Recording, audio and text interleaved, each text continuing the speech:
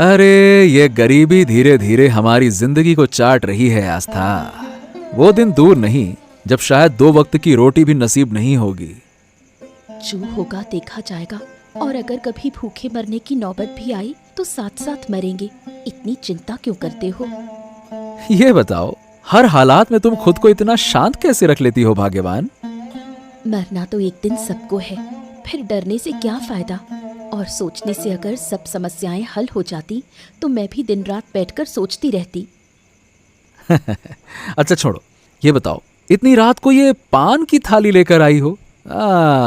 जरूर कोई फरमाइश है ना? तुम हमेशा मेरे मन की बात पकड़ लेते हो, आज भी सही समझ गए। 6 साल से साथ में हूं, कब क्या और क्यों करती हो सब जानता हूं। कह रही थी कि तुम्हारी खेती की आमदनी से घर चलाना मुश्किल हो रहा है। मुझे थोड़ी पढ़ाई लिखाई आती है, सोच रही थी कि गांव के स्कूल में बच्चों को पढ़ा दूं। मेरा भी मन लग जाएगा और घर में थोड़ी आमदनी भी आ जाएगी। जब मैं हूं तो तुम्हें तकलीफ देकर काम नहीं करवाना चाहता, लेकिन अगर तुम्हारा शौक है तो मैं मना नहीं करूंगा। तो मैं कल जाकर मास्टर जी से बात करूंगी। अगर तुम कल को स्कूल टीचर बन जाओगी ना तो मुझसे ज्यादा गर्व और किसी को नहीं होगा। हाँ, अरे मैं तो उछल उछल के सबको बताऊंगा, सुनो सुनो सुनो, मेरी पत्नी एक शिक्षिका है, स्कूल टीचर है ये। आस्था के घर से थोड़ी दूर एक और घर में रहते थे उसके पिता पीताम्बर और सौतेली माँ शकुंतला। आस्था की माँ के देहांत के बाद पीताम्बर ने शकुंतला से विवाह किया, लेकिन शकुंतला शुरू से ही आस्था से नफरत करती थी। उसका ध्यान हमेशा अपनी बेटी शारदा पर ही रहता था। कुछ दिन में पूजा आ रही है, सोच रही हूँ शारदा के लिए साड़ी और मुरली के लिए नए कपड़े खरीद कर भेजूं। अरे कुछ ही दिन पहले तो उसके लिए सोने के गहने और अंगूर अली के लिए महंगी घड़ी भेजी थी, अब ये फिर से पूजा में देने की क्या जरूरत है? तुम पागल हो गए हो, वो जमाई है, अगर पूजा में कुछ ना भेजा तो लोग क्या कहेंगे? बेटी दामाद की खातिरदारी नहीं जानते। वाह वाह वाह वाह, सरदा के लिए तो देख ही रहा हूँ, तो तुम सरदा के लिए बहुत सोचती हो, लेकिन पिछले 6 सालों में कभी आस्था और प्रणव के बारे में इतनी चिंता करते तो ना देखा है। हर बात में आस्था को घसीटना बंद करो, और मुझे उसकी कोई फिक्र नहीं। वो तुम्हारी बेटी है, तुम्हें सोचना है। अब तो गुस्सा ही करोगी? अरे मैं तुम्हें इस उम्मीद से शादी करके घर लाया था कि तुम मेरी बेटी आस्था का भी ख्याल रखोगी, लेकिन अगर जानता कि तुम्हारे मन में आस्था को लेकर इतनी जलन है तो मैं कभी तुमसे शादी करने की गलती ही नहीं करता। तो फिर क्यों की? मैंने तो नहीं कहा था शादी करने को, मैं बस चाहती थी कि मेरी बेटी सुख शांति से रहे, लेकिन तुम अपनी बड़ी बेटी में ही उलझे रहते हो। पिछले साल जब वो पूजा में घर आई थी तब तुमने उसके साथ कैसा बर्ताव किया, बताओ, आप बताओ ना, मैं उसे कभी भूल नहीं सकता। मैं तुम्हारी उस बेटी से नफरत करती हूँ और जिंदगी भर करती रहूंगी। तुम्हें अच्छा लगे या बुरा, मुझे कोई फर्क नहीं पड़ता। शकुंतला की बातों से पीताम्बर को गहरा आघात पहुंचता है, लेकिन वो कुछ कह नहीं पाता।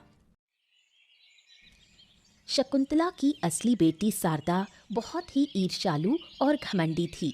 उसका पति मुरली एक बड़ा व्यापारी था, उसके पास धन संपत्ति की कोई कमी नहीं थी, फिर भी उनकी लालच की कोई सीमा नहीं थी। ओ सरदा, मैंने तुमसे कहा था ना अपने पिताजी से 10,000 रुपए लाने के लिए, क्या हुआ उसका? अभी तक माँ पापा से मिलने नहीं जा पाई हूँ, सोच रही हूँ आज या कल जाऊँ, लेकिन बताओ तो सही, इन 10,000 रुपयों का करोगे क्या? अरे भाग्यवान, तुम जानती हो कि मेरे बिजनेस का कितना दबाव है। एक नई जमीन देखी है, लेकिन सिर्फ 10,000 रुपए की कमी के कारण बात नहीं फाइनल हो पा रही है। 2 घर पहले से हैं, अब और जमीन क्यों? अरे पगली, भविष्य में जो हमारे बच्चे होंगे उनके लिए जमीन जायदाद, पैसा, संपत्ति, अरे ये सब तो बनाकर रखना ही होगा ना, वरना क्या सोचेंगे कि उनके बाप ने उनके लिए कुछ भी नहीं किया है। तुम्हारे जैसे बड़े व्यापारी के घर जो बच्चा जन्म लेगा वो तो वाकई भाग्यशाली होगा। अरे ये सब कुछ भी नहीं है, बहुत जल्दी मैं इस गांव का सबसे अमीर आदमी बनकर दिखाऊंगा इतना पैसा कमाऊंगा, रखने की जगह नहीं बचेगी, देखना तुम। मुझे ज्यादा कुछ नहीं चाहिए, बस बाजार की सारी सोने की ज्वेलरी मेरी अलमारी में भर जाए। अरे सब हो जाएगा, जल्दी हो जाएगा। बचपन से मैंने पैसों की तंगी झेली है, अब लगता है कि पैसा नहीं तो दुनिया ही बेकार है। खैर जो भी हो, तुम्हें तुम्हारे पापा से वो पैसे लेकर आना ही होगा, उसके बिना काम नहीं बनेगा, ठीक है ना? तुम चिंता मत करो। ऐसा कभी हुआ है कि तुमने कुछ मांगा हो और मम्मी पापा ने पूरा ना किया हो? पैसे के ढेर लगाने और बड़ी बड़ी ख्वाहिशों की लहर उनके मन में उमड़ने लगी। शकुंतला चाहे आस्था से नफरत करती थी, लेकिन पीतांबर को अपनी बेटी से बहुत प्यार था। वो अक्सर छुपकर आस्था के घर उससे मिलने जाया करते थे। बेटा आस्था, अरे ओ आस्था, अरे कहाँ है बेटा तू? बाबूजी, आज अचानक आपकी बहुत याद आ रही थी। कितने दिन हो गए आपको देखे। आइए अंदर आइए ना। हाँ अरे तुझे बहुत याद करता था बेटा, लेकिन तूने पिछले पूजा के बाद से घर आना ही छोड़ दिया, इसलिए मैं खुद ही तेरे पास आ गया। अपने अपमान को तो मैं सह सकती हूँ बाबूजी, लेकिन जिस घर में मेरे पति को सिर्फ इसलिए नीचा दिखाया जाए कि वो गरीब है, वहाँ मैं कैसे जाऊँ? मुझे पता है बेटी, शकुंतला के व्यवहार से तुम दोनों बहुत आहत हुए हो, लेकिन इस मामले में विरोध करने की हिम्मत अब मुझ में नहीं है। ये बताओ बेटा, प्रणव मुझसे नाराज तो नहीं है? नहीं बाबूजी, उसके दिल में किसी के लिए कोई शिकवा नहीं है। उसने तो कई बार कहा कि मैं जाकर आपसे मिल आऊं, लेकिन मैं खुद ही उस घर में फिर कभी नहीं गई। अरे बेटा, तू मेरी पहली संतान है, उस घर पर तेरा सबसे ज्यादा अधिकार होना चाहिए, और आज तू उस घर से अलग हो गई। क्या फर्क पड़ता है बाबूजी, वो घर भले ही मेरे लिए बंद हो गया हो, लेकिन मेरा ये घर हमेशा आपके लिए खुला रहेगा। ओहो, बुरा मत मानना बेटी, पूजा आने लगी है, इसीलिए थोड़ी मिठाई और कुछ पैसे लेकर आया हूँ। इसकी क्या जरूरत थी बाबूजी, आप तो बस हमें आशीर्वाद दे जाते, वही बहुत होता। अगर तू मेरे दिए हुए पैसे नहीं लेती तो मैं समझूंगा कि आज भी तेरे दिल में मेरे लिए शिकायत है। ले ले बेटा, ले ले, ले ले। आस्था की इच्छा ना होने के बावजूद वो मिठाई और पैसे ले लेती है, और फिर बाप बेटी साथ बैठकर बातें करने लगते हैं। आस्था शकुंतला की सौतेली बेटी थी, और आस्था का पति प्रणव एक गरीब किसान था। इसी कारण शकुंतला हमेशा उनका अपमान करती थी, लेकिन प्रणव हमेशा शकुंतला को अपनी माँ जैसा सम्मान देता। चाहे कितनी भी बार अपमान हुआ हो, प्रणव ने कभी विरोध नहीं किया। हो, नमस्ते माँ जी, और आप कैसी हैं? तुम इस समय कहाँ से आ रहे हो? बस थोड़ा सब्जी लेने आया था। आप पूजा की खरीदारी करके लौट रही हैं? देख ही रहे हो, शारदा और उसके पति के लिए कुछ खरीदारी की है। नया दामाद है, ऊपर से इतना बड़ा अमीर व्यापारी, तो उसे अच्छा बुरा सब देना ही पड़ता है। सही कहा माँ, अमीर दामाद को तो देखभाल और आदर सत्कार मिलना ही चाहिए।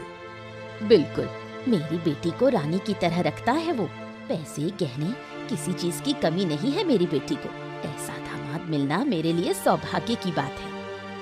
आज मैं एक गरीब किसान हूँ, इसीलिए इतनी आसानी से मुझे ये ताने सुना रही हैं, लेकिन एक दिन मेरा भी समय आएगा, किस्मत एक दिन मेरे भी साथ होगी, देखना। अब खड़े खड़े बात करने का समय नहीं है, जल्दी से जाकर शारदा और मुरली को ये सामान दे आऊं। शकुंतला ने शारदा और मुरली के लिए ढेर सारी खरीदारी की थी, लेकिन वो उससे संतुष्ट नहीं थे। उन्हें उससे और ज्यादा की उम्मीद थी, और इसी को लेकर मुरली नाराज था। तुम इतने चुप क्यों हो? कुछ बोल क्यों नहीं रहे हो? कितनी बार पूछ चुकी हूँ, लेकिन तुम कोई जवाब नहीं दे रहे। अरे 10,000 रुपए की उम्मीद थी, लेकिन अब कुछ मिला नहीं। पूजा के लिए बस कुछ गहने और सस्ते कपड़े भेज दिए हैं। अरे ऐसे सामान तो हमारे घर के नौकरों को मिलते हैं पूजा में, जो तुम्हारे घर के दामाद को भेजा है। गजब बेइज्जती है। मैंने तो माँ से कहा था कि मुझे पैसे दे दे खरीदारी के लिए, लेकिन उन्होंने खुद जाकर सब खरीद लिया। इसमें मेरी क्या गलती? अरे मैं ऐसे सस्ते सामान कभी इस्तेमाल नहीं करता। ये जाकर घर के नौकरों को दे दो। ले जाओ इसको यहाँ से, हटाओ। इस बार जैसे तैसे मान लो, मैं वादा करती हूँ अगली बार से ऐसा नहीं होगा। ए सुनो, तुम्हारे पापा के पास जो जमीन है ना, उसकी कीमत कम से कम 10 लाख की है। अगर हम वो जमीन ले लें। लेकिन वो तो पिताजी की पैतृक संपत्ति है।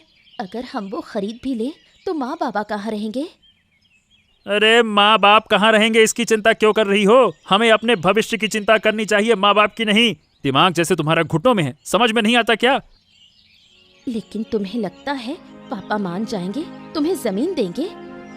उस जमीन का भविष्य में क्या दाम होगा इसका अंदाजा है तुम्हें? मुरारी अगर किसी चीज को चाहता है ना, तो वो उसे किसी से मांगता नहीं, छीन लेता है। लेकिन क्या ये गलत नहीं होगा? सरदा, उस जमीन में हमारा भविष्य है, मुझे बस तुम्हारा साथ चाहिए। शुरू में थोड़ी हिचकिचाहट के बाद अपने स्वार्थ और लालच में शारदा मुरली का साथ देने के लिए राजी हो जाती है। प्रणव के घर लौटने के बाद से ही उसका मन भारी था और आस्था ने ये बात महसूस की। रात को खाने के वक्त जब प्रणव चुपचाप बैठा था, तब आस्था ने उससे पूछा कि वो इतना उदास क्यों है। हाँ आस्था, पता है आज सुबह जब मैं बाजार से लौट रहा था तो रास्ते में तुम्हारी माँ शकुंतला जी से मुलाकात हो गई। उन्होंने फिर से तुम्हें अपमानित किया होगा, है ना? अरे नहीं नहीं नहीं, अपमान नहीं किया। देखा कि वो सरदा के घर की पूजा की सारी खरीदारी करके सरदा और मुरारी को देने जा रही थी। आज सुबह मेरे पापा घर आए थे और पूजा की खरीदारी के लिए कुछ पैसे दे गए। मैं लेना नहीं चाहती थी, लेकिन उन्होंने जोर देकर दे दिए। अरे मेरी इजाजत के बिना तुमने वो पैसे क्यों लिए? मैं मानता हूँ कि मैं एक गरीब किसान हूँ, पर इतना तो सामर्थ्य रखता हूँ ना कि तुम्हारी पूजा की खरीदारी कर सकूं। क्यों किया तुमने ऐसा? यकीन करो, तुम्हें दुख पहुंचाने का मेरा कोई इरादा नहीं था, लेकिन पापा ने इतना जोर दिया कि मैं मना नहीं कर पाई।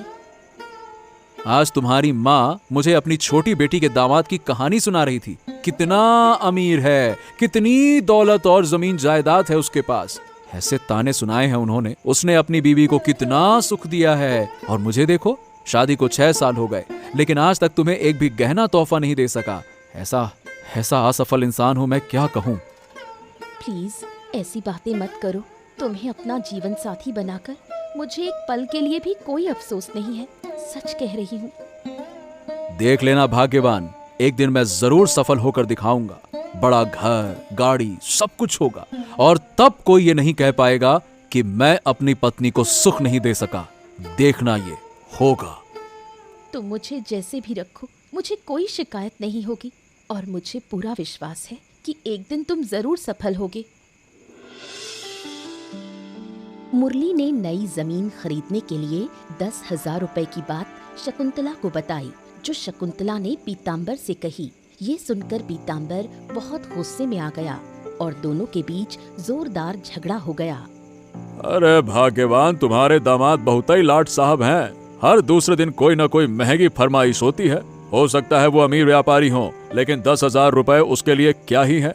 खुद इंतजाम क्यों नहीं कर लेता? इतना बड़ा व्यापारी है तो। कोई मुसीबत में पड़ सकता है, इसमें इतना गुस्सा करने की क्या बात है? और फिर हम उसके सास ससुर हैं, अगर हमसे नहीं कहेगा तो किससे कहेगा? अरे जब से शारदा की शादी हुई है उससे, तभी से एक के बाद एक मांगे ही मांगे। ऐसा लग रहा है कि मांग मांग के ही व्यापारी बना है। कभी मेरी हालत का भी तो ख्याल करना चाहिए ना। मैं भी तो एक मिडिल क्लास का बूढ़ा आदमी हूँ। क्या पैसा पेड़ पे लगा है हमारे यहाँ? अगर मुरली की जगह प्रणव तुमसे पैसे मांगता तो तुम खुशी खुशी दे देते। मुरली ने पैसे मांगे तो तुम्हें दिक्कत हो रही है। अरे प्रणव भले गरीब हो, लेकिन उसमें आत्मसम्मान है। उसने कभी मुझसे पैसे या कोई और चीज नहीं मांगी है। तुम्हारी बेटी आस्था और उसका पति हमेशा अच्छे रहेंगे, लेकिन मेरी बेटी शारदा और उसका पति ही हमेशा तुम्हें बोझ लगते हैं। तुम्हारा ये मुरारी पर जरूरत से ज्यादा भरोसा और प्यार, देख लेना हमें एक दिन कंगाल करके छोड़ेगा। उस दिन तुम्हें खुद ही पछताना पड़ेगा। अगर मुरली खुश रहेगा तो ही मेरी बेटी खुश रहेगी, और मैं अपनी बेटी की खुशी के लिए कुछ भी करूंगी। अगर तुम पैसे नहीं दोगे तो मैं अपने गहने बेचकर मुरली को पैसे दूंगी। अरे क्या तुम पागल वागल हो गई हो क्या? अगर कल मुरारी कहे कि सब कुछ बेच दो तो क्या वो भी कर दोगी? रोड में आ जाओगी? अगर उसमें मेरी बेटी की खुशी है तो हाँ, मैं वो भी करूंगी। शकुंतला की जिद और तर्कों के सामने हार मानकर पीताम्बर को मजबूरी में मुरली को 10,000 रुपए देने पड़ते हैं। कुछ महीने बीत जाते हैं।